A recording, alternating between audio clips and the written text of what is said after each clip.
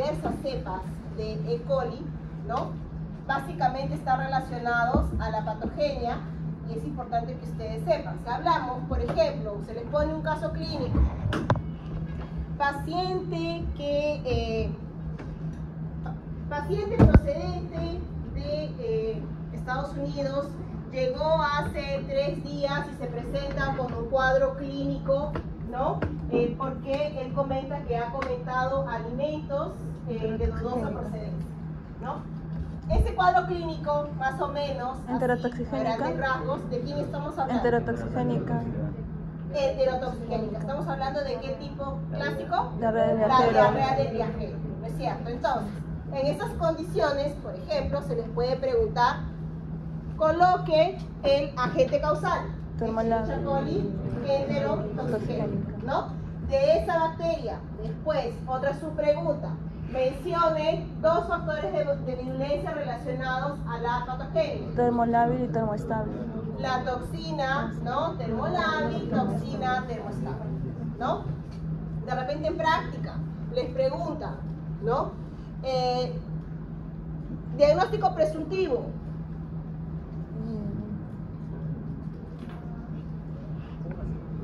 Diagnóstico presuntivo.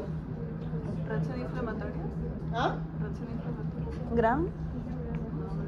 Tinción gram. Si hablamos de la E. coli, Tinción gram. tinción gram. Entonces, ¿cómo lo van a ver? Gram. Bacilo gram negativo, ¿no es cierto? Si hablamos de un cuadro, por ejemplo, por una Escherichia coli enterohemorrágica y se les pregunta medio de cultivo para crecimiento de esa bacteria, ¿qué medio colocaría? Agar, ¿cómo se llama? O amaconque. Ok, McConkie, pero No. el agente infeccioso es Escherichia coli enterohemorrágica. ¿Cuál es el medio de cultivo? Agar, McConkie, a secas. Agar, McConkie con sorbitol. Con sorbitol. Sorbitol lo tienen en su clase de práctica. ¿Cuál es la cepa que genera la infección? Ocino 57HC. Suele ser pregunta práctica. ¿Okay? Entonces, esas partecitas abajo que dice cepas más virulentas, aplicación, que a veces si lo ven, miren. ¿Ok? Esos numeritos, esos libros. ¿Ok? Entonces, cuando hablamos de Escherichia coli, ya vimos que más o menos 5 cepas generan cuadros de infección gastrointestinal, pero son los únicos tipos de patologías que generan Escherichia coli. No. ¿Qué tipos de infecciones también generan? Infecciones urinarias. Después, ¿qué más? Cuadros de meningitis, sepsis, infecciones neonatales, ¿no? No sé si tienen un tema, sí, hay un cuadro, hay un tema de seminario. Ah, antes que me olvide, tantas cosas que yo no entiendo. Ya están completos todos los temas de todos los seminarios hasta el último, hasta el seminario 2, ¿ok? Para todos los grupos. Número 1. Ustedes son el grupo 1.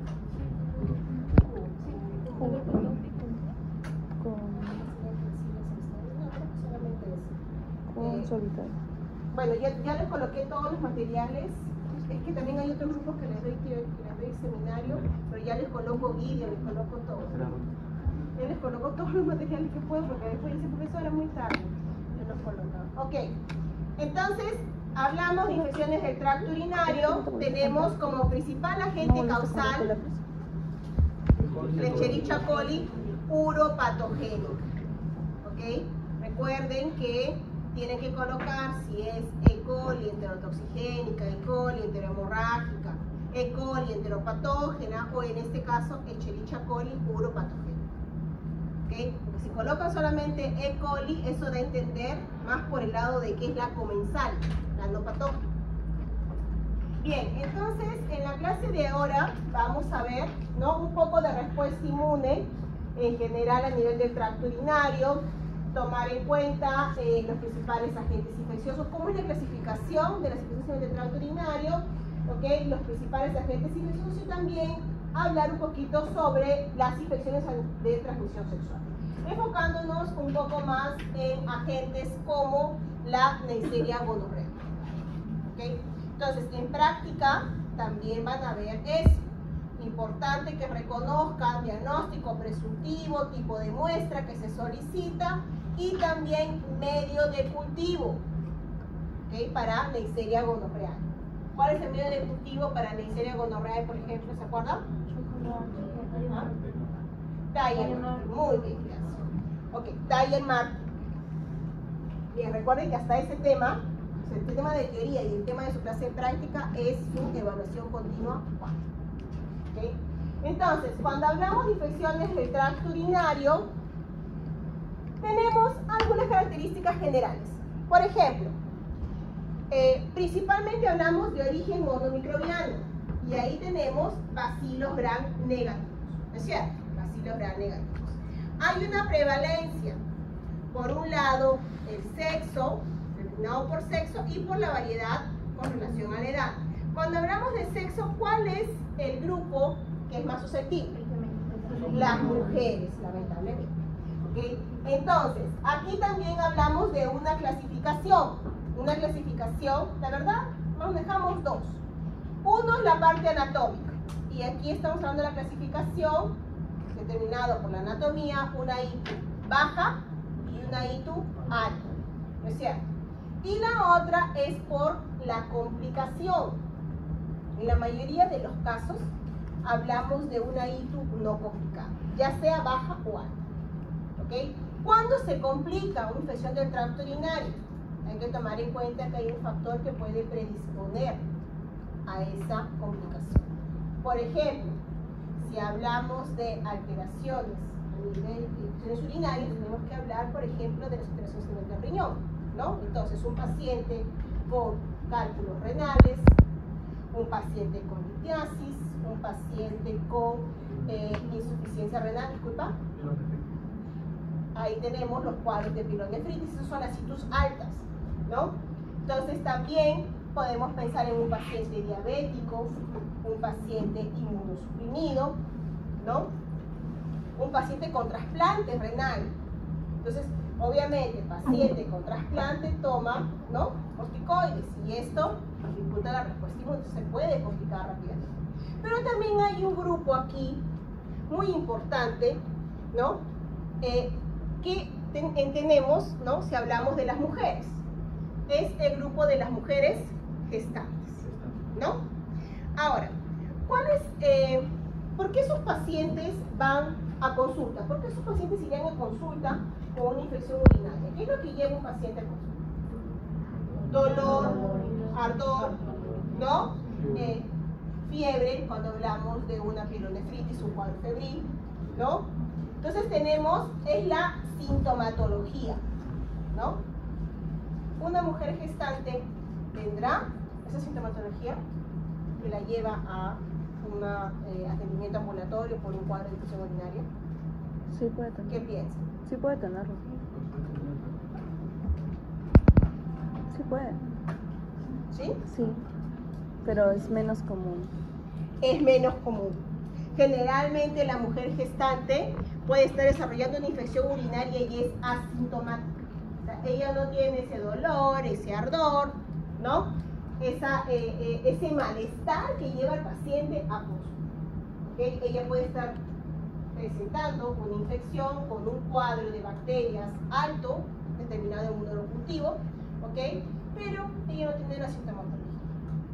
Y aquí vienen las complicaciones, pues no, porque si ese es el inicio de la gestación, entonces las bacterias proliferan, ustedes saben, producen más toxinas y esto puede generar un cuadro de complicación, ¿no? Como por ejemplo, ¿no?, una infección a nivel de la placenta y esto provocar, por ejemplo, una ruptura prematura de membrana, nacimientos prematuros, ¿okay? Entonces es importante, ¿no?, aquí diagnosticar a la mujer gestante y tratarla para evitar, ¿no?, las complicaciones, ¿ok? Entonces, aquí tenemos, ¿no? En las clasificaciones, aquí tenemos patología muy frecuente, elevada morbilidad, recurrencia, ¿no? Complicaciones graves como sepsis o falla renal. Cuando hablamos de una atención ambulatoria, ¿no? ¿Cuál es la muestra? Según la clínica, ustedes diagnostican, ¿no? Por la sintomatología de su paciente, la infección urinaria. ¿Qué muestra solicitan ustedes? Muestra de orina. Muestra de orina, ¿es cierto? ¿Hay algún criterio para una muestra de orina cuando se procede en un ambiente ambulatorio? Ambulatorio. ¿Ah? A la segunda. Primera, ¿qué? Al segundo shock.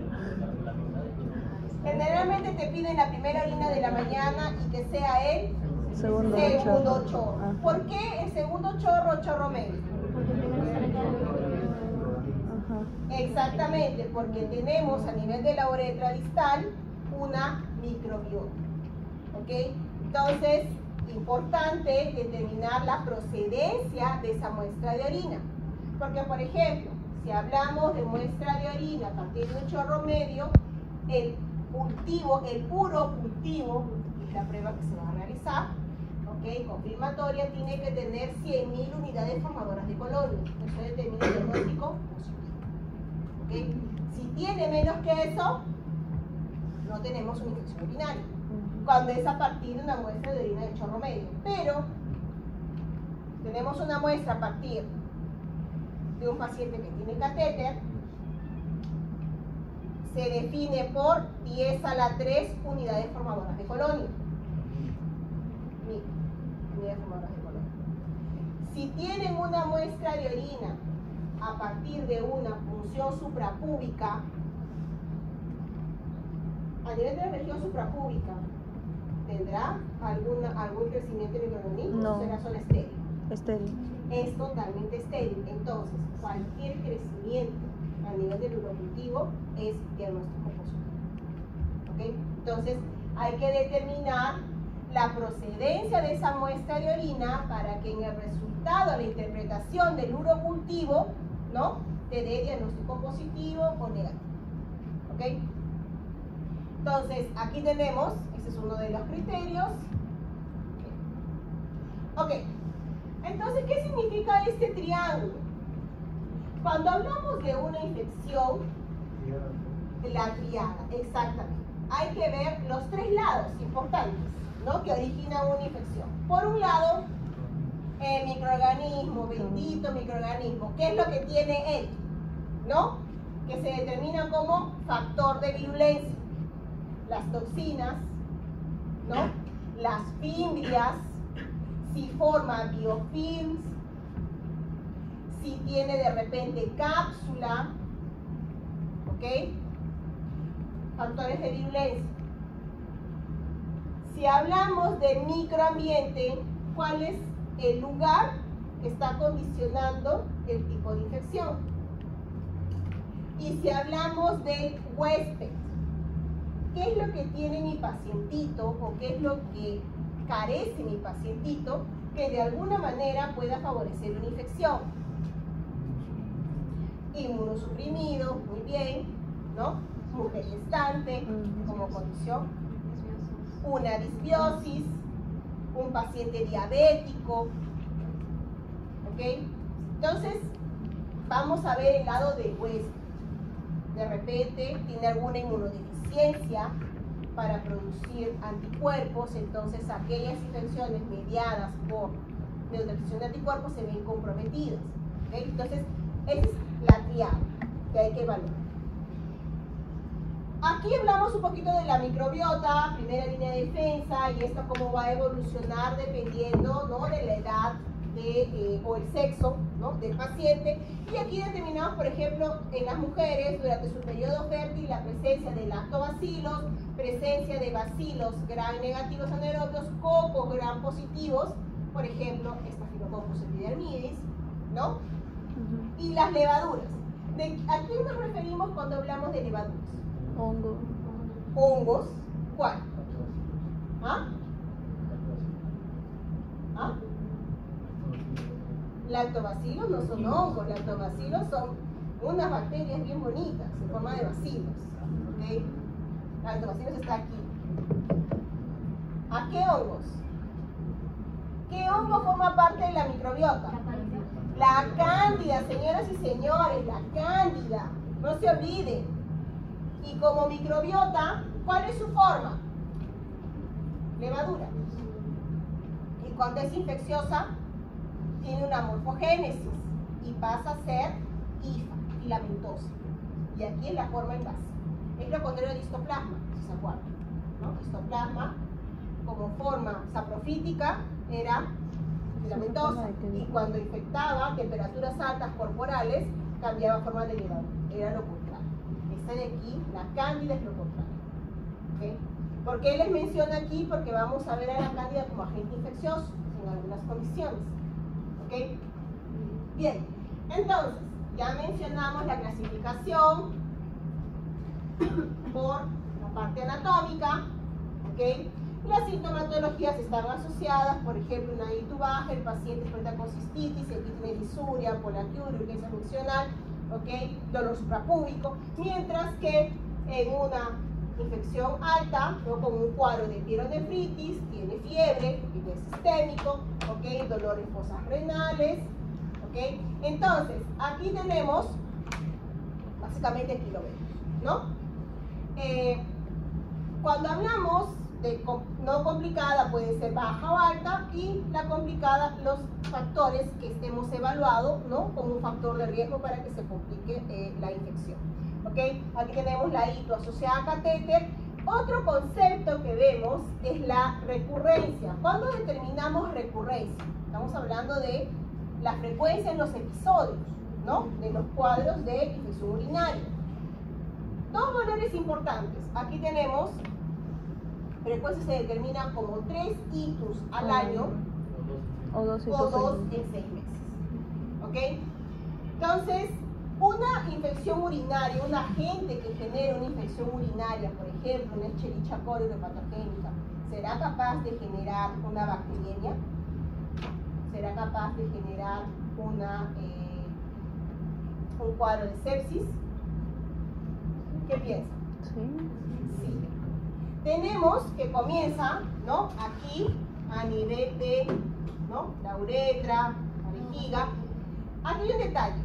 Cuando hablamos, lo vamos a comparar con una infección respiratoria. Una infección respiratoria tiene un mecanismo descendente, ¿es cierto? Sí.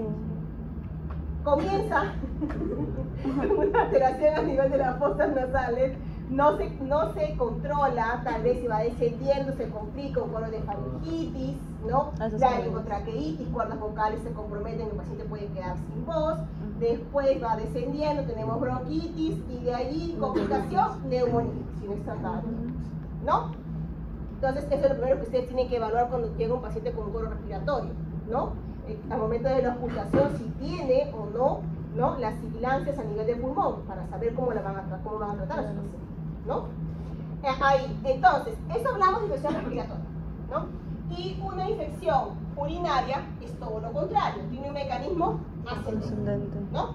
Entonces, va ascendiendo justamente porque tiene sus fibrias, sus componentes de adhesión, que es uno de los principales, aquí, asciende por los uréteres, ¿no? Y llega a riñoncito. Y aquí yo tengo un cuadro de pielonefritis, ¿no? A nivel de los riñones puede atravesar lo que son las barreras, ¿no? Tubulares y puede caer en el torrente sanguíneo. Aquí. Puede caer en el torrente sanguíneo y aquí yo puedo tener una bacteriemia y con esto generarse, ¿no? Una sepsis, una urosepsis, con una falla multiorgánica. ¿Ok? Entonces, lo vemos aquí, básicamente. Entonces, esta es otra característica que se puede complicar con un cuadro de infección del tracto urinario. Aquí tenemos, esto de aquí, enfóquense aquí, chicos.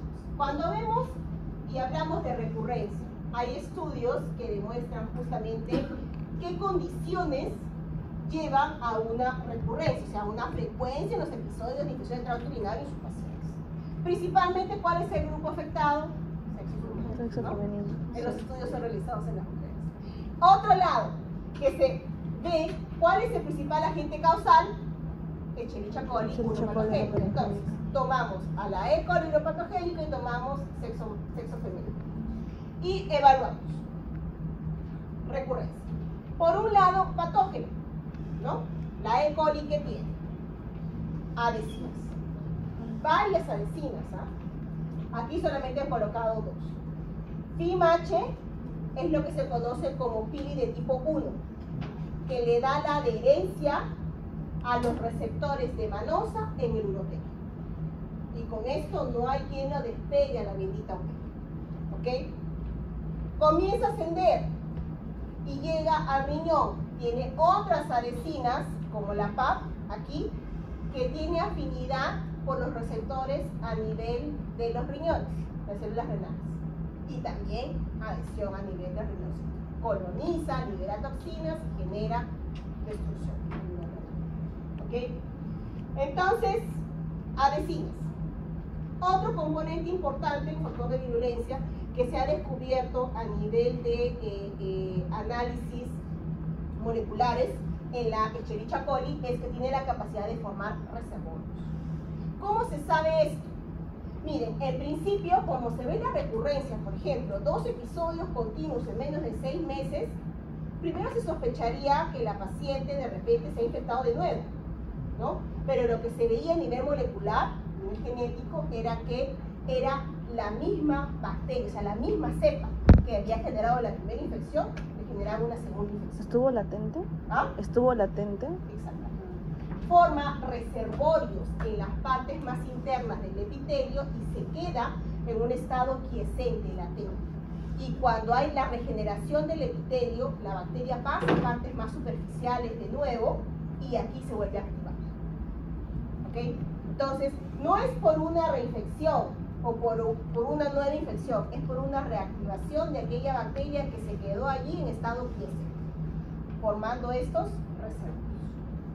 ¿Ok? Eso es importante, ¿no? Porque tanta recurrencia, incidencia de casos es porque se queda aquí la bacteria. ¿Ok? Entonces, y a nivel intracelular, dificulta que sea reconocido, obviamente, y lidiado por el sistema inmunológico. Otro componente, cuando hablamos de las mujeres, a nivel del microambiente, el uso de espermicidas. ¿Cuál es el pH protector a nivel de la vagina de las mujeres? Pues un pH ácido, ¿no es cierto? Un pH, estamos hablando de 4.5. Si ese pH aumenta o es alterado de alguna manera, promueve infecciones. Entonces, el uso de espermicidas, ¿ok?, favorece una infección urinaria por esta bacteria. Recuerden que la urea, ¿no?, y el pH ácido inhiben el crecimiento bacteriano. Por eso es que también hay algunas bacterias que tienen ureasa y con esto aumenta pH también. Bien, y el otro es, hablamos de una mujer en etapa sexual activa, la frecuencia de relaciones sexuales. Generalmente esto está asociado ¿a qué? A los microtraumatismos que se dan a nivel de propio epitelio de las mucosas, con esta liberación de colágeno. Y aquí también no solamente hablamos de la E. coli uropatogénica, sino también ¿Cándida? de otra bacteria. ¿Cáncer? No, cándida. No. Cándida no. Pero es- Otra bacteria ¿Cuál es? que se encuentra justamente con mayor incidencia en los rangos etarios de las mujeres en etapa fértil, en etapa sexual activa. Es el Staphylococcus no coagulasa negativo. ¿Cuál será? Pocos coagulados. Aureus es coagulasa positivo. No es epidermidis, es otro. Saprophyticus, por ahí dijiste saprophyticus, ¿por qué dijiste saprophyticus? Ahí está, Arriaga, ¿no? Saprophyticus, Staphylococcus saprophyticus, en esas condiciones. ¿Ok? Y a nivel de huésped, bueno, pues todas las alteraciones genéticas que pueda tener su huésped que altere el sistema inmune, ¿no? Por un lado. Si hablamos de un bacilo gram negativo, entonces, ¿qué tiene mi bacteria a nivel de su pared celular? Bacilo gram negativo. Lipopolisacáridos, muy bien, así, tranquilos y seguros. Lipopolisacáridos. ¿Y qué reconoce LPS? ¿Qué PRR reconoce LPS? Todo la receptor 4. ¿Ok? Entonces, si tengo un paciente con deficiencia genética a nivel del TOL4, ¿será susceptible a infecciones por bacterias gram negativas como E. coli? Claro que sí. ¿Okay? Factor que predispone a reconversión. Otro factor, hablamos de respuesta inflamatoria. Entonces, deficiencia en genes que codifiquen TNF-alfa, situación inflamatoria, o deficiencia en genes que codifiquen el receptor, aquí está el CXR1, que es el receptor de quimiosina, para la interleucina 8. Entonces, situaciones inflamatorias como interleucina 8, TNF-alfa, no van a ser producidas o no van a ser captadas, entonces disminuye respuesta inflamatoria, por lo tanto compromete reconocimiento y respuesta frente a bacterias como Escherichia coli. ¿Ok? Eso es a nivel genético. Aquí también tenemos otro, uromodulina o THP, que es la proteína de Tamm-Horsford. ¿Ustedes saben quién es? ¿Qué es la proteína de Tamm-Horsford? ¿Lo han escuchado por ahí? ¿No? Ok. ¿Cuál es el principal mecanismo fisiológico, natural, de limpieza a nivel del tracto urinario? La orina. La orina. La orina. ¿Ok? Mecanismo de limpieza, ¿no? Parte del mecanismo de defensa natural. Es la orina. La fuerza, la frecuencia, ¿ok? Es una limpieza por arrastre. Se lleva todo lo que encuentra que no tiene mucha afinidad, ¿no? No solamente microorganismos, sino también partículas, todo lo que pueda estar generando, no pueda generar una posible infección. Y también a la mayoría incluida, ¿ok? Limpia todo. Por eso también es la muestra de chorro medio, ¿cierto? Entonces, aquí tenemos, en la orina, tenemos ciertos componentes, dentro de ellos proteínas, como la proteína de Tamm-Horsford o la uromodulina. Son proteínas que se encuentran libres, solubles en la orina y que tienen una afinidad por receptores de manosa que tenemos en nuestro urotelio. ¿Y quién más tiene afinidad por esos receptores de manosa con sus adhesinas? La Escherichia coli. Entonces, estas proteínas presentes en la orina compiten por el mismo receptor con la Escherichia coli. ¿Okay? Hay pacientes que tienen deficiencia en la producción de estas proteínas, por lo tanto, dejarían libre, ¿no?, los sitios de unión para la bacteria. ¿Okay? Es un mecanismo natural de defensa. ¿Okay? Así hablando de algo genético. Y también tenemos en el huésped alteraciones de comportamiento y alteraciones anatómicas. Sabemos que la orina tiene sentido de salida unidireccional.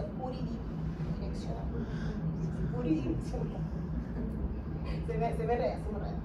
Ok, entonces, que es básicamente la salida, ¿no es cierto? Pero eso es regulado porque a nivel anatómico tenemos lo que son las válvulas vesicoureterales. Ustedes saben mejor que yo por sus morfos, ¿no es cierto? Entonces, si hay alteración a nivel de esas válvulas, ¿qué podría pasar con la orina? Regresa al riñón. Exactamente. Ahí asciende. ¿Y qué contamina? Riñón. Entonces, hay pacientes que tienen alteraciones, ¿no?, a nivel de esas válvulas. En realidad, esto termina siendo diagnosticado cuando son niños y tienen esta incidencia de infecciones del tracto urinario poco comunes. Entonces, se evalúa y hay grados de alteración de las válvulas, ¿no? Desde grado 1 hasta grado 5. Aquí está hablando del más severo. ¿Okay? Y con ello permitiría justamente que haya una contaminación al riñón y con esto más mayor susceptibilidad. ¿Okay? Entonces, a nivel anatómico. Y el otro es por comportamiento, porque si ya sabemos que la micción, la cantidad de la orina, la frecuencia es un importante mecanismo de limpieza por arrastre, hay personas que por comportamiento o inclusive por algo neurológico, ¿no?, tienen justamente reducción en la cantidad de la micción y en la frecuencia. Entonces, un mecanismo de limpieza natural que es comportamiento. Se aguanta. Y con esto tiene mayor susceptibilidad. ¿Ok? Bien, aquí vemos en estos gráficos, ¿no?, la diferencia. ¿Es tu cumpleaños? Ayer. Feliz cumpleaños atrasado. Oh, Bravo. Un año más de vida en general. Bien, entonces aquí vemos complicada y no complicada, ¿no?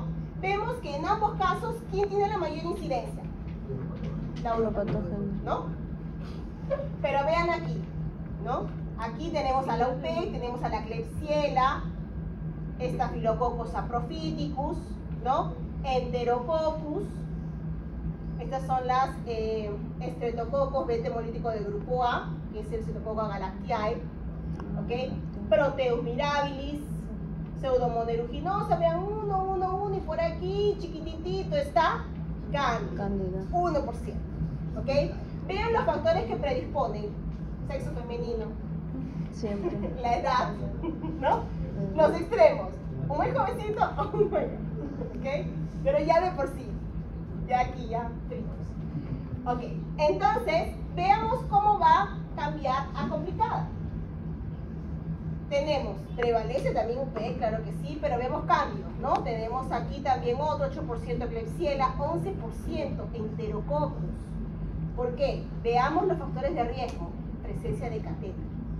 Presencia de catéter, piensen Proteus mirabilis, piensen Enterococcus, que tienden a formar biofilms en estos catéteres. ¿Okay? Y aquí recordemos lo que ustedes han visto en práctica cuando hablaron de infecciones nosocomiales. ¿No les mencionaron varias veces la importancia de la remoción y de los tiempos prolongados de uso de catéter? sí, Como agente infeccioso, aquí estamos, en el dato. ¿Ok? Entonces, tenemos aquí, porque está relacionado justamente la presencia de biofilms, y con esto complica respuesta inmune y complica también tratamiento. Otro factor, inmunosupresión. Otro factor, anormalidades en el tracto urinario. O también exposición a antibióticos. Si tenemos uso de antibióticos, ¿ok? ¿Qué sucede con la flora? disbiosis, Hay disbiosis, ¿no es cierto? Dentro de ellos disminuye lactobacilos. sí, Y cuando disminuye lactobacilos, que es una importante microbiota a nivel del tracto vaginal en las mujeres, porque tiene una función muy importante, ¿qué es lo que hacen los lactobacilos? Regulan el ¿Ah? del Clostridium. Por un lado, Le da pH ácido. exactamente, vio en el blanco su compañera, está generando la acidez en el pH vaginal, porque los lactobacilos generan biofilms, pero son biofilms buenos. En esta estructura de biofilm comienza a producir ácido láctico y ayuda a mantener el pH ácido vaginal. Si tenemos tratamiento con antibiótico, adiós lactobacilo, por lo tanto el pH aumenta. Y cuando aumenta pH es un factor que predispone a nuestra amiga aquí que está a 7%, Cándida. que es la cándida. cándida, Y pasa de levadura a filamentos. adultos, Ahí, ¿ok? Entonces, veamos aquí, ¿no? Esos principales agentes. Cándida, aquí Enterococcus, porque tenemos catéter, y bueno, la Klebsiella porque estamos en ambiente, ¿no? Aquí está asociado, complicado ya, condiciones, pero también pensamos en un ambiente nosocomial, porque por algo vemos catéter, ¿no es cierto? Veamos aquí, nosocomial y comunidad. Cuando hablamos de comunidad, 80% E. coli patogénica, ¿no? La profesional ahí hablando, metida en todo. En nosocomial, 40%. Pero veamos los otros. Tenemos aquí 16%, ¿quién es? Staphylococcus epidermidis, Staphylococcus aureus, Enterococcus fecalis, porque recuerden que aquí tenemos los microorganismos que generan infecciones por catéter, ¿ok? Y por eso están por aquí. ¿Ok? Tenemos aquí 25%, ¿quién? Las gram negativas, como la Klebsiella, Enterobacter, Serratia, Pseudomonas aeruginosa, aquello que queremos evitar todo el tiempo, ¿no? Está aquí. ¿Quién más está aquí que prevalece? 11%, Proteus mirabilis, porque también estamos utilizando catéter, dispositivos médicos, sondas, catéter, ¿no? Todo que pueda favorecer. Y también vemos aquí, bueno, aquí en la comunidad hay más que en el ambiente nosocomial. Estamos hablando del estafilococo coagulasa negativo, que será estafilococos saprofíticos, ¿no? Más en la comunidad, pues aquí ya no está. Bien, la patogenia en general vemos que se adquiere por contaminación, por las mismas enterobacterias, pues, ¿no? Que van a generar después una infección en el tracto urinario por contaminación, para esto está. ¿Ok? Entonces, por sus mecanismos ascendentes, llegan a la vejiga y tenemos parte de la formación de biofilms que se resiste al control de la infección, ¿no? Y continúa ascendiendo, como vimos, por los uréteres, llega al riñoncito, producción de toxinas, destrucción a nivel de las células renales, puede generar insuficiencia renal y después puede caer al torrente sanguíneo y generar urocepsis. En el caso de catéter, ¿no? Tenemos el dispositivo aquí. Entonces, hay destrucción y formación de fibrinógeno. Y tenemos bacterias, como es el caso del Micrococcus fecalis, por ejemplo, que tienen componentes enzimáticos como proteasas. Y estas proteasas lo que va a hacer con el fibrinógeno lo va a degradar y le va a servir de nutriente al mismo Enterococcus. Y va a ayudarle también a formar, ¿qué? Biofilms con fibrinógeno. Y aquí complica el reconocimiento. Bueno, aquí un poco de las defensas, pero no está mucho. Esto de aquí es lo que hemos estado conversando. Los mecanismos de defensa en el tracto urinario. Aquí está proteínas de Tan-Horfan, está el pH ácido, está la orina. Por favor, lo revisan ustedes, no lo vamos a leer de nuevo, ¿ok? Pero de repente puede ser una pregunta de evaluación. Mencione 4 mecanismos de defensa en el tracto urinario. No lo tienen, ¿ok? Pero tienen que leer para saber explicar, si fuera el caso. Tenemos las bacterias uropatógenas, ¿no? Con sus factores de virulencia. Aquí lo que mencionamos de la UPEC, vean sus pilis, sus toxinas, hemolicinas, que destruyen, ¿no? El epitelio, pero también su factor necrótico citotóxico, mecanismos de invasión mediados justamente por sus hemolicinas, tiene la cápsula, ¿no? Que dificulta justamente activación de respuesta inmune vía alternativa, fagocitosis, ¿no? Tenemos aquí la captación de su alimento, que es el hierro, justamente por estos mecanismos, y también tiene su flagelo. No es la única, veamos aquí más abajo, Proteus mirabilis y por ejemplo Enterococcus fecalis. Estos son los que están relacionados más a los infecciones por catéter, a los CATU, ¿no?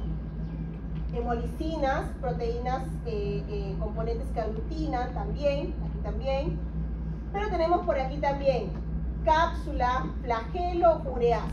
¿Qué va a hacer la ureasa producida por el Proteus mirabilis? ¿Qué piensa? ¿Qué va a hacer la ureasa? Baja, corta la huella.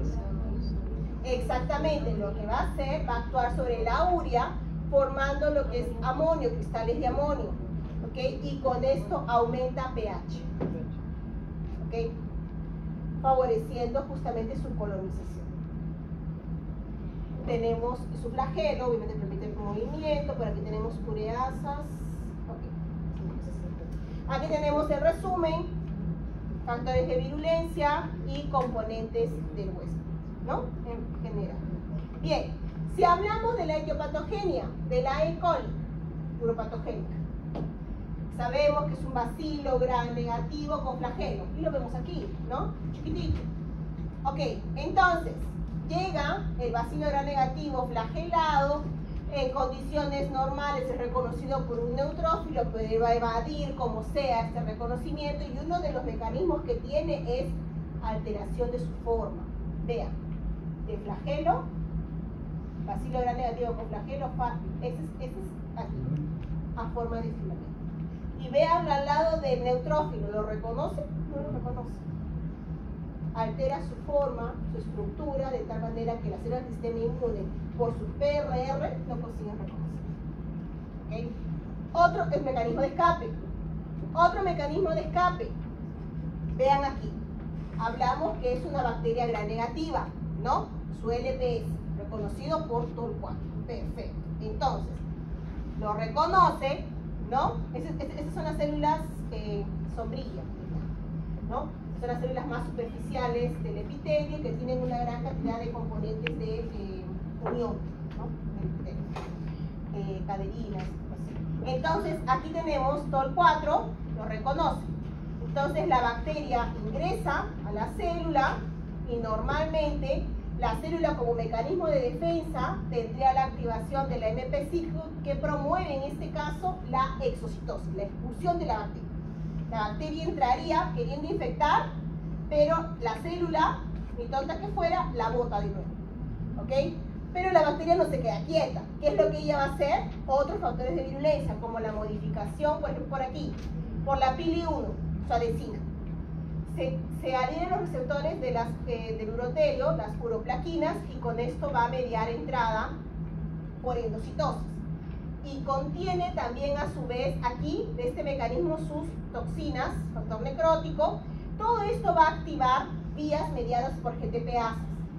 En realidad lo que la bacteria quiere es permanecer en el citoplasma de la célula que está infectando, porque de esta manera puede proliferar y formar las colonias intracelulares escondiéndose del sistema inmune, porque aquí adentro no hay sistema inmunológico, las células, neutrófilos, macrófagos están aquí afuera. ¿Ok?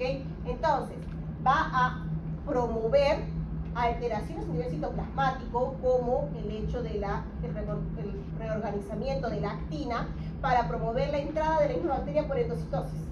Y con esto, vean aquí, comienza a proliferar dentro y forma estos de aquí. Aquí vemos 5, aquí vemos más. Las IBCs son colonias intracelulares de la bacteria. Comienza a proliferar y una vez que prolifera, ¿no? El mecanismo de defensa que se tiene a nivel del epitelio es la exfoliación. Entonces, el epitelio, una vez que está dañado, comienza a exfoliar. Pero ven la alta carga de bacterias dentro. Entonces, también le sirve a la bacteria como parte de su diseminación. Y cuando se liberan estas partes por mecanismo de exfoliación, la bacteria sale de la célula que ha infectado y por este flujo invade las partes más profundas del epitelio. Aquí tenemos un reservorio de la E. coli. ¿Okay? Básicamente rodeado por capas y capas de actina que ha reorganizado a nivel del citoplasma de la célula y permanece por meses en estado quiescente, esperando la regeneración del epitelio para activarse. ¿Okay?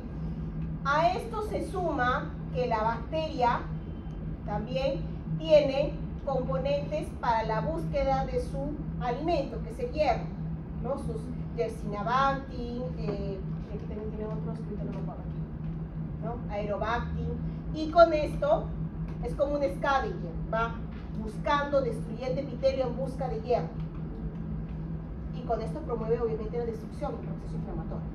Y a esto se ayuda con otras toxinas como sus hemolicinas para promover la entrada y genera más daño. Esto es a nivel del tracto urinario bajo, ¿no? Aquí, ¿y qué sucede a nivel del riñón? En el riñón tenemos a la bacteria, ¿no? Por sus pilis también, aquí la pili P, que se adhiere a las células renales, ¿no? Esos receptores tipo globócitos. Y también reconocido por TOL4. Normalmente, a nivel de las mucosas, ¿cuál es el anticuerpo que protege? IgA, ¿no es cierto?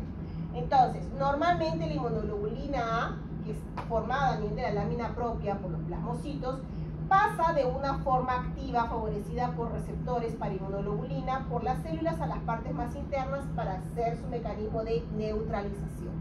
Pero en estas condiciones lo que hace la bacteria es modifica la activación del TOL4 para que de alguna manera inhiba la expresión de estos receptores que facilitan la entrada de la inmunoglobulina. Por lo tanto, la inmunoglobulina no pasa y no hay neutralización de la bacteria, permitiéndole a la bacteria de esta manera continuar infectando. ¿Okay? Bien, en el caso de las infecciones por catéter, ¿no? Tenemos aquí dos microorganismos, Bacillus gram negativo, Proteus mirabilis, o Coco gram positivo, Enterococcus fecalis. En ambos casos, como pueden ver, la presencia de ese dispositivo favorece la formación de biofilms.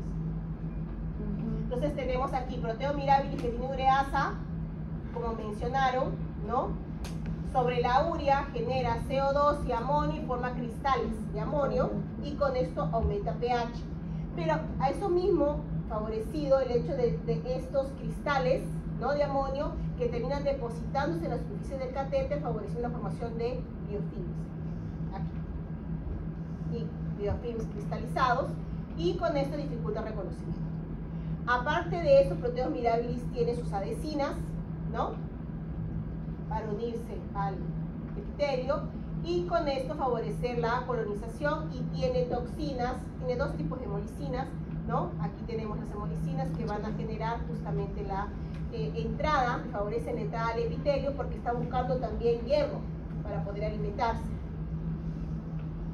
Promueve exfoliación y con esto la bacteria consigue, ¿no?, entrar a partes más profundas del epitelio. Altera, ¿no?, la estructura a nivel del citoplasma, promoviendo la destrucción de la célula. Y en el caso del Enterococcus fecalis, por sus proteasas, actúa sobre el fibrinógeno para hacerlo parte de su sustento y ayudar a la formación de biofilms, favorecidos por el fibrinógeno. En este cuadrito tenemos básicamente las características que hemos visto con relación al difusión intraurinario, qué condiciona, qué factores predisponen, una ITU baja, cómo va ascendiendo, ¿no?, hasta generar una pielonefritis. Aquí tenemos a los principales agentes causales. Y por aquí abajito tenemos las pruebas de laboratorio, que ustedes lo van a ver más a fondo en práctica. Básicamente, ¿no?, cuando hablamos de un diagnóstico presuntivo para una infección urinaria, aparte de la determinación, ¿no?, de la piuria es cuando ustedes van a evaluar en la orina, ¿no?, en el microscopio óptico van a hacer conteo de leucocitos.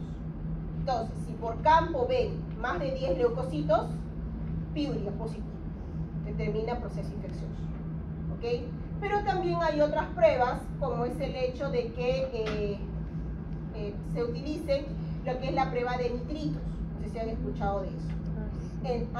En la muestra de orina se colocan tiras reactivas que van a cambiar de color cuando detectan la presencia de nitritos.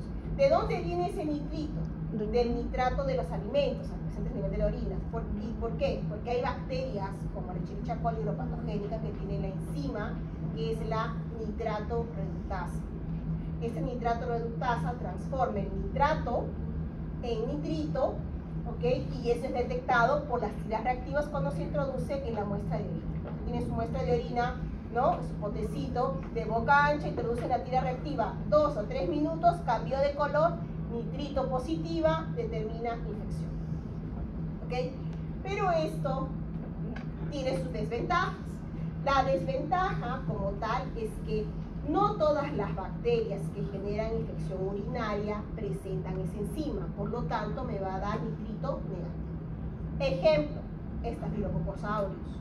Ejemplo, Staphylococcus saprophyticus, epidermidis, Mycobacterium tuberculosis, Pseudomonas aeruginosa. Todas estas bacterias que hemos visto en la relación de uropatógenos no producen esta enzima. Por lo tanto, la prueba de nitritos, ¿no?, sería negativa. Claro. Tendría que ser en todo caso, ¿no?, quienes van a dar, por ejemplo, un Escherichia coli, quienes van a dar, por ejemplo, un Proteus mirabilis, ¿no?, las enterobacterias, ¿no?, las que tienen esta enzima. ¿Okay? Ahora, por eso es que es algo presuntivo. Inmediato les va a ayudar como un indicador, pero no. Y también otra desventaja, y eso lo van a ver más en práctica, también depende de la alimentación de su paciente, porque hay pacientes que, dependiendo de su alimentación, producen poco nitrato. Entonces, por más que tengan a la bacteria produciendo la enzima, no va a haber reacción positiva de nitritos, porque la alimentación ya no le da, ¿no?, suficiente. O también si la muestra está muy diluida, por eso es importante la muestra la primera orina de la mañana, porque cuanto más líquido bebemos durante el día, se diluye, pues, ¿no? Entonces la prueba puede dar negativa. O sea, hay una serie de parámetros que lo ven en práctica y por favor lo revisan bien, porque eso también pueden preguntarles. ¿Okay? Bien, entonces aquí también aparte tenemos, si tenemos piuria, una de las características es que también se puede evaluar de esos leucocitos la presencia de enzimas. Y esos son las esterasas, que lo vemos aquí, esterasas. ¿Ok? También por tiras reactivas. Entonces, si hay una gran cantidad de leucocitos que producen esta enzima, en la tira reactiva cambia de color. Es otra prueba. ¿Ok? Bien. Obviamente, macroscópicamente podemos ver la muestra de orina no normal. Es una orina translúcida, transparente. Si vemos que está turbia, hay alguien ahí metido que está proliferando. La turbidez, ¿no? Bien. Entonces, estos son algunos parámetros. En práctica lo van a ver mejor, obviamente. Y aquí tenemos la parte de la E. coli, de la UPEC, donde tenemos aquí los lactobacilos, por ejemplo, todo lo que hemos mencionado, que producen, ¿no?, la parte del componente de ácidos lácticos, ¿ok?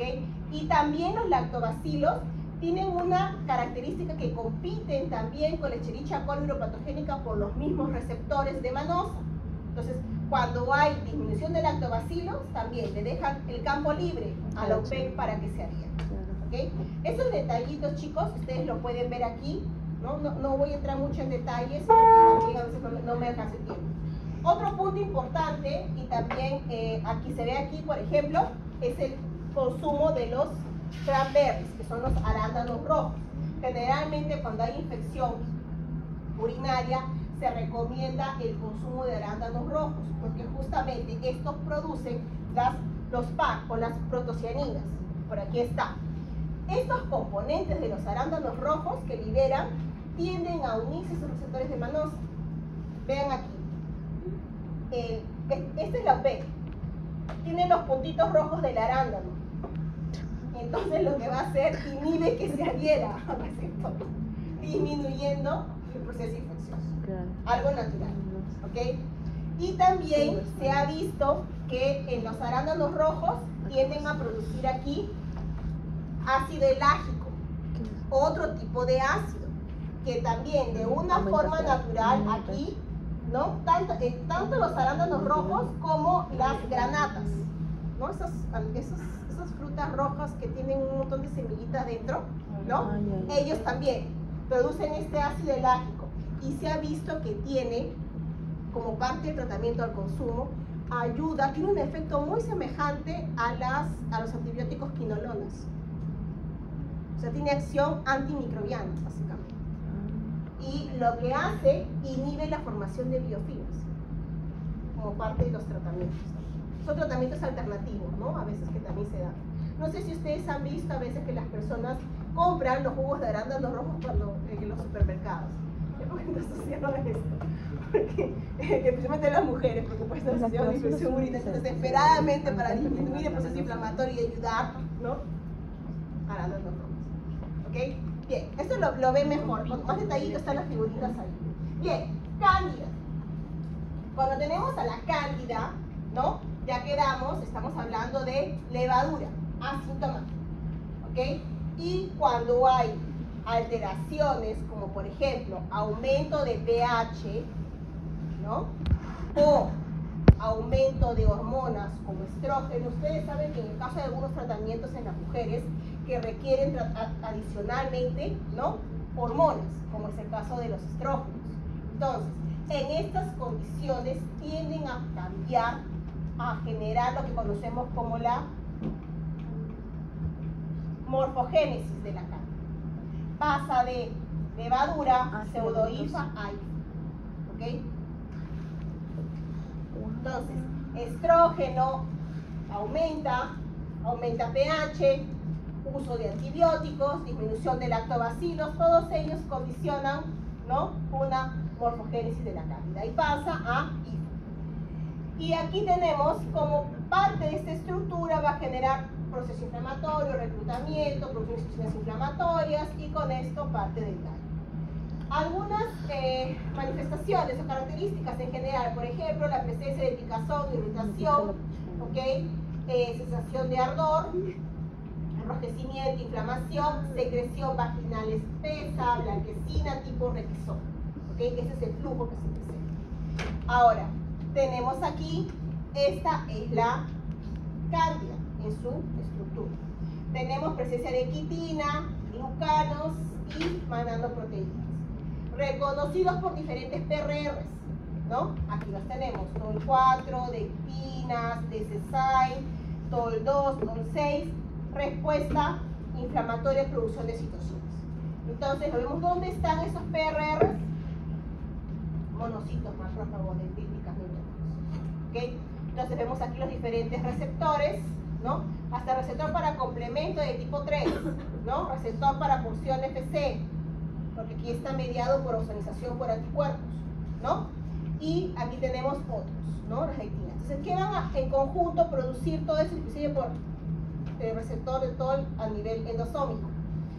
Tenemos producción de citocinas inflamatorias, interleucina 17 para el reclutamiento de neutrófilos, aumento de producción de ROS por los mismos neutrófilos, formación de NETs, ¿okay? Liberación de péptidos antimicrobianos como las calprotectinas por los mismos neutrófilos, y todo esto es después de la netosis, ¿no? Promoción de la netosis. Tenemos aquí, en este corte, esta es la cándida levadura. Como ven, no hay proceso inflamatorio, pero sí hay péptidos antimicrobianos naturales que son producidos todo el tiempo. Y aquí tenemos ese aumento en esos péptidos antimicrobianos porque tenemos una cándida invasiva que está entrando aquí y está provocando la ruptura del epitelio. ¿Okay? Y aquí tenemos a la cándida en IFA o sus beta-glucanos, por quienes reconocidos. Por ejemplo, tenemos a la dectina 1, ¿no? Que activa aquí los factores de transcripción mediados por NF-κB, y por ello tenemos, ¿no? Las prointerleucina 1 beta, prointerleucina 18. Para que esto se active tiene que activarse por inflamosomas, mayoría NALPI3, ¿ok? Que tenemos aquí. Se activa caspasa 1, activa esa prointerleucina a interleucina y tenemos citocinas inflamatorias, ¿ok? Bien, bueno, aquí tenemos la invasión, aquí está la cándida como IFA, cómo destruye el epitelio, y aquí tenemos básicamente la respuesta inmune.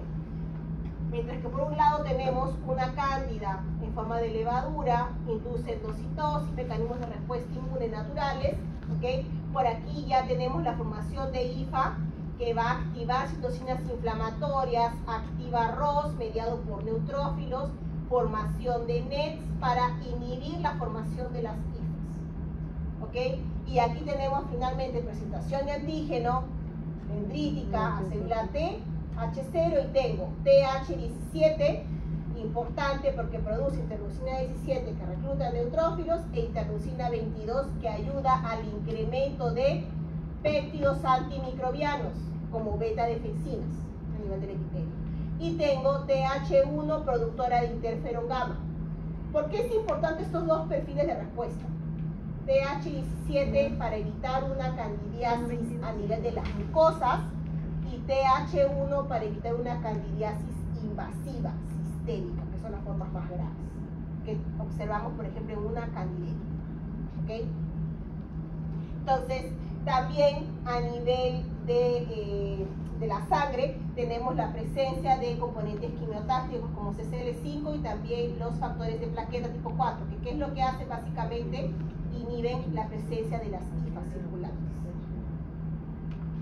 Bien, y aquí tenemos la diferencia entre una candidiasis invasiva y una candidiasis de mucosa, ¿no? En términos de respuesta inmune, mientras que la invasiva, que es la más severa, formas más graves, ¿no? Tenemos TH1, que es importante para el control. En las candidiasis de las mucosas, la TH17. Y eso es lo que vemos por las, no solamente recurrencias, sino recurrencias en candidiasis, como aquí, interleucina 4, candidiasis vulvovaginal recurrente, cuando hay deficiencias, mutaciones. O tenemos aquí CAR9 o NALPI3, por inflamosomas, candidiasis vulvovaginal recurrente. O también tenemos aquí interleucina 17, tanto la producción de la citocina como el receptor, candidiasis de las mucosas o dermatitis por candida albicans. Pero esto súmele recurrente, porque este R es de recurrencia, o sea, no solamente infección, susceptibilidad, sino recurrentes en episodios frecuentes. ¿Okay? Y vemos aquí finalmente algunos tipos de enfermedades autoinmunes, como son, no sé cuál es el autoinmune, sí, aquí una, pero otro es una inmunodeficiencia, que esta de aquí, el síndrome de hiperinmunoglobulina E. Básicamente, un síndrome de hiperinmunoglobulina E es un pacientito que tiene problemas para producir células TH17. Entonces, como vemos aquí, porque tiene una alteración a nivel de su factor de transcripción, tiene susceptibilidad a qué infecciones? Cándida y Staphylococcus aureus. Esto de aquí lo vamos a volver a ver cuando hablemos de Staphylococcus aureus la próxima semana que hablamos de infecciones de piel. Entonces es lo mismo. O tenemos aquí una interleucina 12. ¿Quién produce interleucina 12? ¿Quién produce interleucina 12? ¿Por qué es importante? ¿Ah? La célula T produce interleucina 2. ¿Quién produce 12? ¿Y por qué es importante?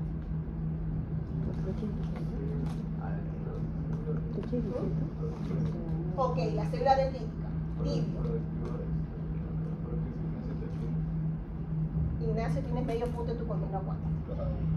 Tenemos aquí, la interleucina 12 es importante porque una dendrítica que produce interleucina 12 va a generar una TH1, productora de interferón gamma. Y no quedamos que la TH1 es importante porque previene una candidiasis invasiva.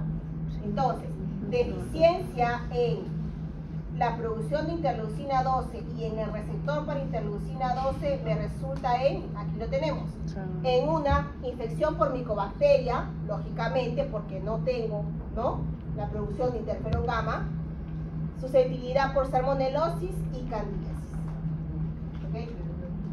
Entonces, lo que sabemos tenemos que aplicarlo cuando lo vemos aquí. ¿Por qué será que produce eso? ¿Qué es lo que hace? ¿Dónde va? ¿Qué genera? ¿Ok? Bien.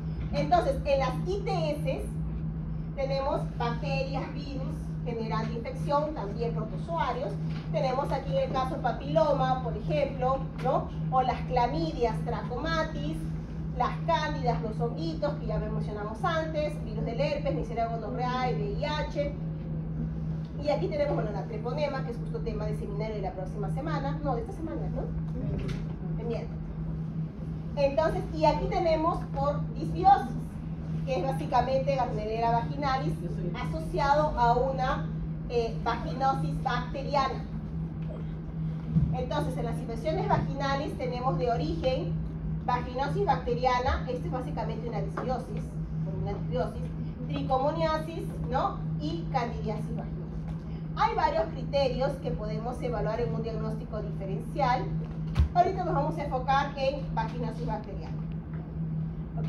Reducción de lactobacilos, productores de peróxido de hidrógeno y un incremento de las amigas aquí, las Gardnerella vaginalis en la cabeza, pero también micoplasma, ¿no?, prebotelas. Entonces, para diagnóstico de una vaginosis bacteriana, ¿cuál es el pH ácido que quedamos, productor de la mujer? 4.5. Entonces, si eso es lo sano, lo normal, uno de los criterios es cuando hay aumento en ese pH, que se evalúa por tiras reactivas. Entonces, cuando tenemos un pH de 5 a 7, es uno de los criterios de diagnóstico para vaginosis bacteriana. ¿Ok? Estos son los que conocemos como criterios de Amsel y colaboradores. ¿Ok? Entonces, cuando determino un diagnóstico por vaginosis, es básicamente 3 de los 4 o los 4 criterios. ¿Okay? El otro es el flujo vaginal, que este tiene que ser así, ¿no?, homogéneo, adherente. A veces presenta mal olor, eso no es un indicativo de que hay o no, ¿no? Ahora, el otro que es bien importante, la prueba de aminas. ¿Okay? Esto básicamente se toma la secreción vaginal y se coloca gotas de hidróxido de potasio al 10%. Estas gotas van a formar lo que son los componentes de aminas. Y esto va a ser bien característico, olor a pescado. ¿Okay? Si no huele a pescado, es porque no es vaginosis bacteriana. Miren que son. ¿Okay? La persona hay que hacer la prueba, pues, ¿no? ¿Ok? Bien, y el cuarto criterio es la presencia de células guía o células claves, que eso se ve a microscopio. Como pueden ver aquí, se toma una muestra, examen a fresco, se detecta diluyendo la secreción en un ml de solución salina y se observan los leucocitos. Ahora, en este caso, vamos a ver lo normal, el epitelio con unos pocos bacterias, pero cuando hay células claves, se van a ver de esta manera. Una gran cantidad de bacterias, como pueden ver aquí, también se ve la parte de los bordes oscuros, ¿no? Irregulares como dentados. Esas son las células claves. Examen a fresco. Entonces aquí tenemos la comparación entre los criterios de Ansel y los puntuación de Nugget. Básicamente, ¿cuál prevalece? Ansel, para el diagnóstico de la vaginosis bacteriana. En el de Nugget, un poco difícil poder determinar si tenemos disminución de lactobacilos en el momento del diagnóstico o presencia de otras bacterias. Entonces, esto prevalece para el diagnóstico y tratamiento rápido de la paciente. ¿Ok? Bien. Entonces, aquí tenemos a la Gardnerella. Neisseria gonorrhoeae, ¿qué hora es? ¿Hasta qué hora es? Porque de ahí tengo que correr a dar clase de laboratorio. Hoy día, laboratorio. Ok. Bien, entonces, Neisseria gonorrhoeae. Cuando hablamos del gonococo, ¿okay? Estamos hablando qué característica tiene esta bacteria. Si les digo coloración de Gram, ¿qué van a ver? Diplococos, Gram negativo, respuesta completa, chicos. ¿Ok? Porque si no, si les ponen Gram negativo, les va a decir ya, ok, medio punto. No les va a ayudar mucho. Bueno, medio punto va ayudando, pero ustedes quieren su punto completo, ¿no? Ok. Diplococo Gram negativo. Medio de cultivo, ¿cuál quedamos? Thayer Martin. ¿Ok? Muy bueno. Esto lo tienen en práctica. ¿Ok? Vean aquí. Este es el diplococo Gram negativo. Generalmente se le ve dentro de los polimorfonucleares. ¿Ok? Dentro de los neutrófilos. Entonces, dependiendo de la patología que genere esta bacteria, ¿ok? Es la muestra que ustedes van a solicitar. ¿No es cierto? Puede generar un cuadro de uretritis aguda, ¿no? Secreción uretral. Puede generar enfermedad gonocócica diseminada, cuadro de conjuntivitis gonocócica neonatal. El riesgo es en las mujeres gestantes, cuando no han sido diagnosticadas, por lo tanto tampoco tratadas. Y en estas condiciones, el recién nacido nace por parto natural y se contamina por el tráfico. ¿Ok? Entonces, al bebé le puede dar una conjuntivitis gonocócica neonatal y en las formas más graves, ceguera neonatal. Porque esta bacteria forma biofilms. ¿Okay? Entonces, generalmente cuando es detectado en el diagnóstico en la mamá, se le trata y el nacimiento del bebé es por cesárea, como medida, ¿no? Preventiva. ¿Okay? Entonces tenemos aquí otros, ¿no? Epididymitis, proctitis, faringitis, también, ¿no? De sexo oral, básicamente, genera, ¿no? Este tipo de alteraciones. Y cervicitis y la enfermedad inflamatoria pélvica. Cuando hablamos de la enfermedad inflamatoria pélvica, en este caso, son dos los principales agentes causales. Neisseria gonorrhoeae y Chlamydia trachomatis. Dos bacterias. ¿Hay otros agentes? Sí, pero los principales son esos dos que les mencionaba. ¿Okay? Como agente. ¿Ah? Chlamydia trachomatis. Ajá. Bien. El gonococo, como tal, ¿no? Tiene, si ustedes lo están viendo aquí, varias patologías, debe tener un montón de factores de diferencia, ¿no? Tiene, ¿ok? Uno de ellos importante es su pilis. Su pilis, el problema de la pilis de la Neisseria gonorrhoeae es que tiene una variabilidad antigénica. Eso quiere decir que va cambiando sus antígenos. Por lo tanto, dificulta respuesta de memoria. Dificulta respuesta inmune adaptativa, porque cada vez que se genera anticuerpos o células T específicas contra un antígeno, cambia. ¿Ok? Se los voy a mostrar aquí. Aquí, vean. Triángulo, cuadrado, bolita y por ahí va. Entonces dificulta pues, respuesta inmune adaptativa. ¿Ok? Bien.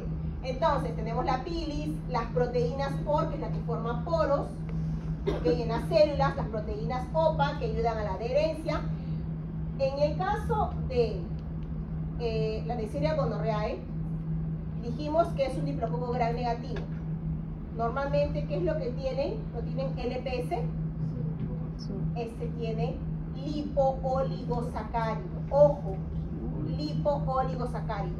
Y es otra característica que dificulta respuesta inmune, porque los PRR reconocen LPS, no reconocen LOS. ¿Ok? Y esta es su endotoxina. Tenemos proteínas RMP, su cápsula, ya tiene todo, como pueden ver, tiene todo, ¿no? Por eso dificulta, ¿ok?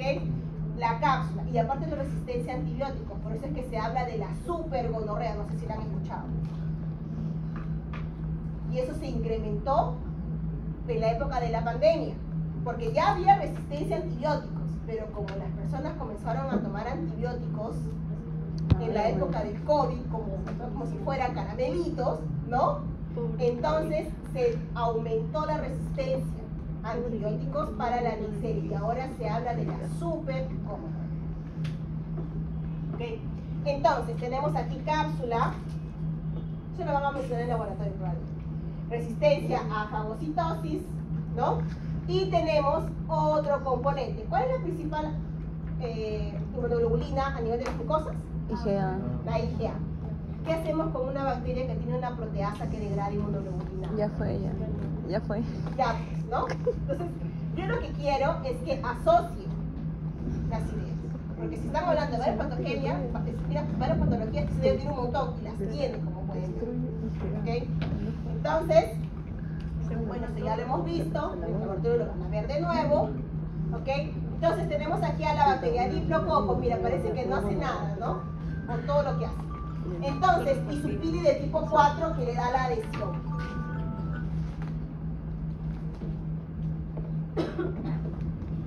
Isupili de tipo 4, la adherencia, ¿ok? La infección, colonización. Y aquí también hay otro problema.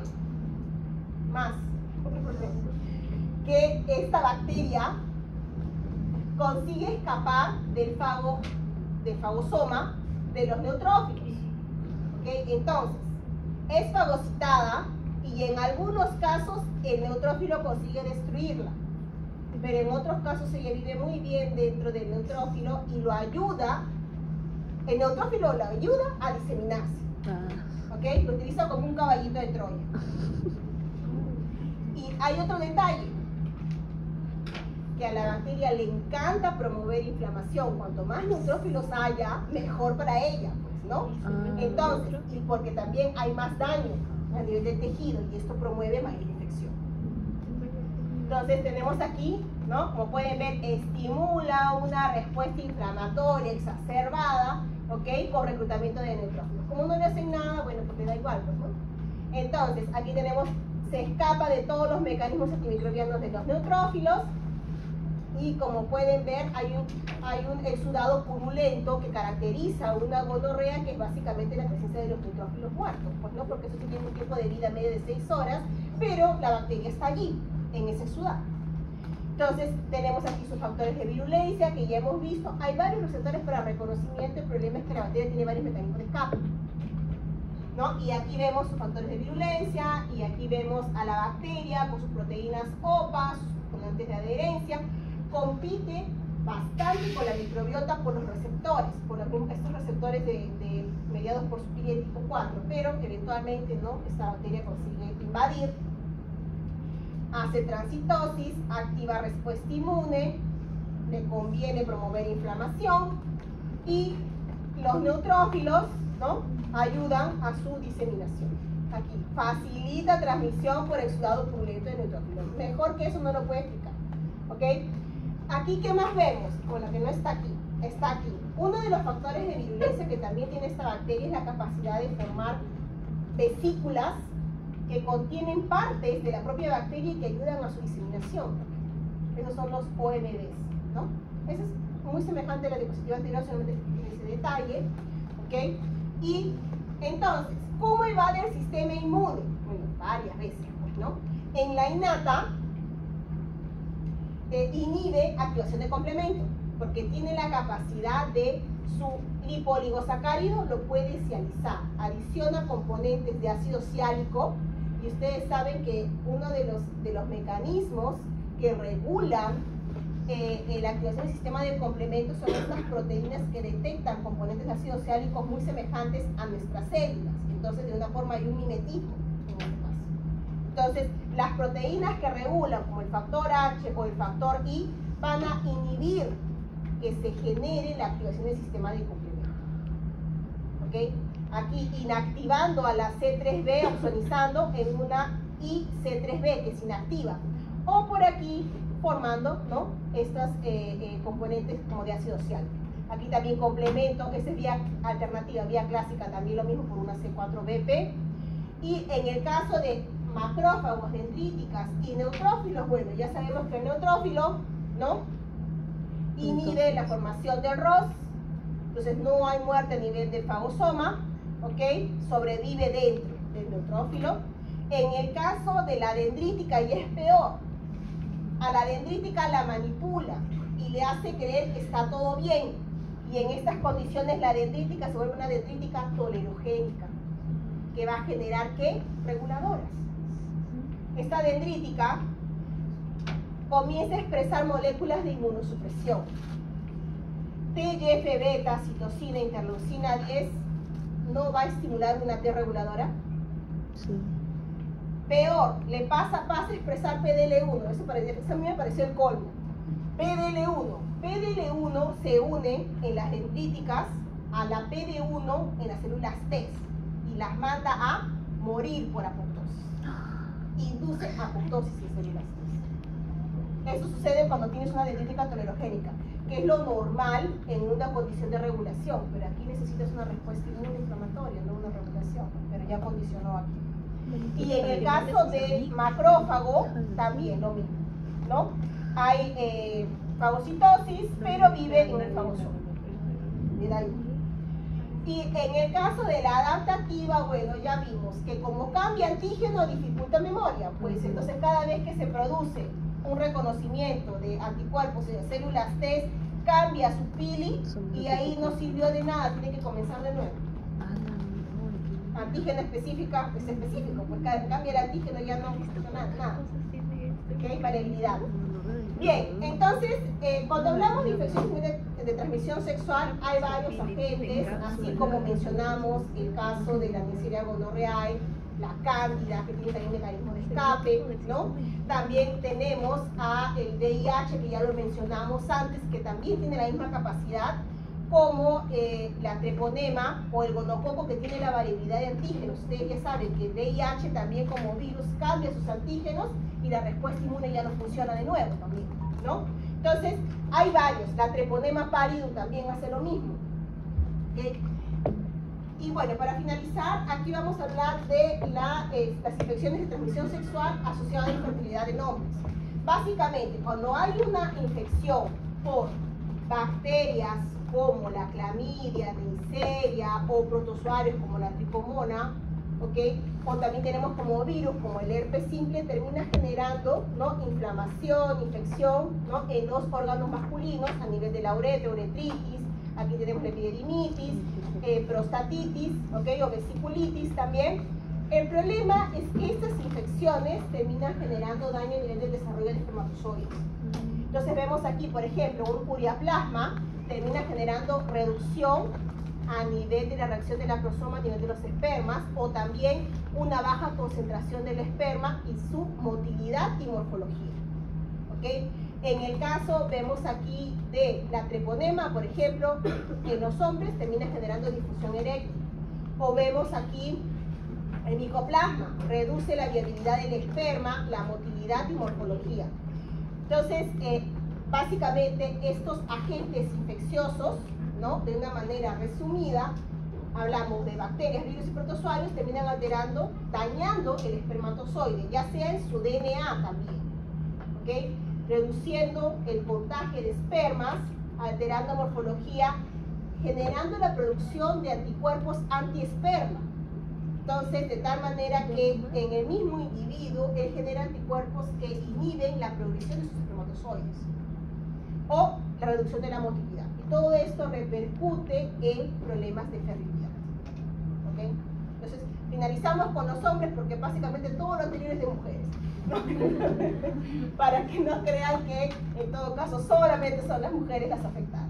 ¿Okay? Entonces, chicos, por favor, sé que es bastante información, revísela, ya con esto concluimos. ¿Okay? Y nos vemos el día miércoles. El examen de continua 4 es el próximo miércoles y viene hasta este. ¿Ah? Es en seminarios. Ese día tienen un seminario, nada más, ¿ok? Y después seguimos el examen. ¿Okay? Solamente un seminario.